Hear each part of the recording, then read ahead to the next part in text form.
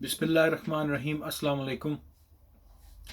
अक्सर ये देखा जाता है कि हमारी सोच दीन पर अमल करने के लिहाज से ये होती है कि जब हमें तमाम आसानियाँ हो जाएं, हमें तमाम ज़िंदगी की सहूलियात मिल जाएं, तो तब हम इस चीज़ पर सोचते हैं कि तब हम दीन का काम भी करेंगे और फिर अल्लाह के रास्ते पर भी चलेंगे।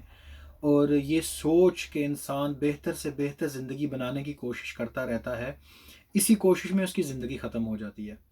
तो मैंने ये ऑब्ज़र्व किया है और आप भी ये गौर करेंगे कि जब जिस इंसान पर कोई मुश्किल हो, जिस इंसान पर कोई मुसीबत हो, जिस इंसान पर कोई आज़माइश आए, उसके लिए अल्लाह की राह पर चलना, अल्लाह के अहकामात को मानना ज़्यादा आसान है, बजाय उस शख्स के कि जो जिसको ज़िंदगी की तमाम सहूलतें मिल चुकी हैं।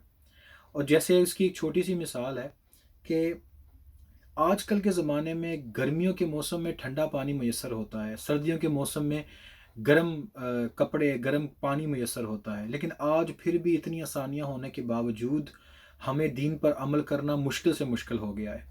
और इसकी वजह ये है कि हमने अपनी ज़िंदगियों को तो आसान बना लिया है, लेकिन ज़िंदगियों को आसान हमने इस मकसद के लिए नहीं बनाया कि हम दीन के रास्ते पर चल सकें। और जिन लोगों को मुश्किलात हैं, उनके लिए तो एक एक्सक्यूज़ है कि वो अपनी मुश्किलात को दूर करने के लिए अल्लाह की तरफ तो आएँगे। मैं सिर्फ़ मुसलमानों की बात कर रहा हूँ।